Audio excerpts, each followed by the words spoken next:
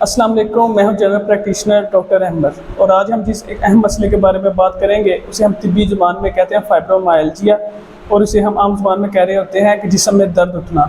ये मेनली 80 से 90% और ख़वातीन में कॉमन है। इसमें होता क्या है कि ख़वातीन आके कंप्लेन कर रही होती हैं कि हमारे जिस्म में बहुत ज़्यादा दर्द रहता है, यानी हमारी गर्दन में दर्द रहता है, पीछे कमर में दर्द रहता है, सामने छाती पे दर्द रहता है और पूरे जिस्म में दर्द उठ रहा होता है।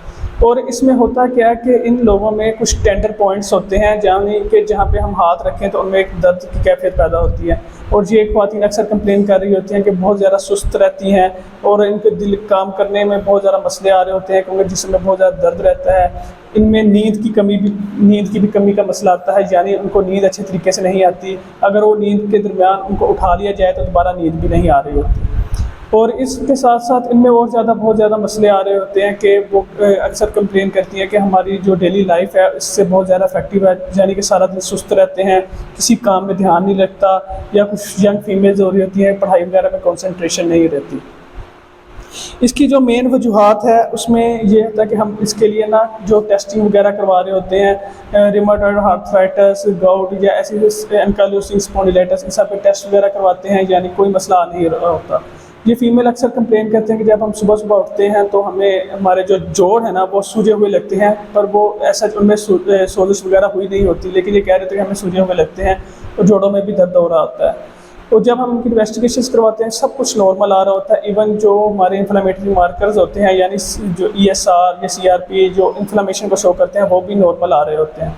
तो फिर इनमें ये है कि इसके अलावा भी कई ज़्यादा ऐसी कंप्लेंट्स आना शुरू हो जाती हैं, यानी कि वो कुछ कह रही होती हैं कि हमारे पेट में दर्द वगैरह रहता है, कभी उनको कब्ज़ वगैरह हो जाती है या कभी उनको मोशन वगैरह लग जाते हैं, यानी IBS की सिम्टम्स आना शुरू हो जाती हैं। कुछ और ख़वातीन इसमें कंप्लेन करती हैं कि उनकी जो आँखें वगैरह हैं वो खुश्क रहती हैं, यानी ड्राई आइज़ का भी इशू आना शुरू हो जाता है।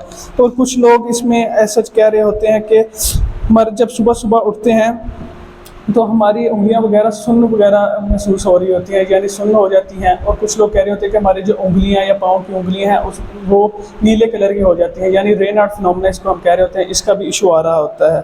और कुछ ख़वातीन जो हमें कंप्लेन करती हैं कि उसमें ये मसला आ रहा होता है कि जब कोई उनको हाथ लगाता है या कोई टेंडर पॉइंट चेक करता है तो उन्हें बहुत ज़्यादा दर्द महसूस होती है, यानी उनको आम जो हम हाथ लगा रहे होते हैं जिस्म में तो ऐसा कोई मसला नहीं होता, लेकिन जब उनको हाथ लगाते हैं तो बहुत ज़्यादा दर्द महसूस होता है।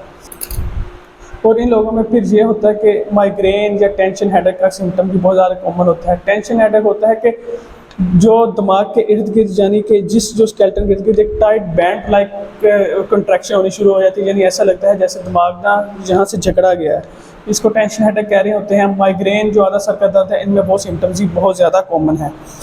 और इसके साथ साथ उनमें कुछ लोग हमें कंप्लेन करते हैं कि उनके जो जबड़ा वगैरह है यहाँ पे भी बहुत ज़्यादा दर्द रहता है। फिर हम ये पेशेंट्स अक्सर हम देखते होते हैं कोई NSAIDs या पेन किलर्स ले रहे होते हैं, इनसे इनको खास फ़ायदा भी नहीं हो रहा होता, इससे गुर्दे और जिगर वगैरह मुतासिर भी बहुत ज़्यादा हो रहे होते हैं। अब हमने इसमें करना क्या होता है, इसका इलाज क्या है? सबसे पहले यह है कि इसमें ऐसा होता है कि कोई हार्मफुल केमिकल्स, यानी कुछ केमिकल्स की तादाद ज़्यादा हो जाती है और कुछ केमिकल्स जिन्हें फ़ायदा देना होता है उनकी तादाद कम हो जाती है, यानी सेरोटोनिन वगैरह की तादाद कम हो जाती है। फिर हम इसमें दे क्या रहे होते हैं, एंटी डिप्रेसेंट सबसे पहले यूज़ करते हैं, सर्ट्रालीन या एमिट्राइप्टाइलिन, ये सारे एंटी डिप्रेसेंट यूज़ कर रहे होते हैं, ट्राइसाइक्लिक एंटी डिप्रेसेंट यूज़ कर रहे होते हैं। फिर ये है कि ये ऐसा लगता है कि नर्व्स की पेन होती है, इसके लिए फिर हम गाबापेंटिन, कार्बामाज़ेपिन वगैरह भी यूज़ कर रहे होते हैं।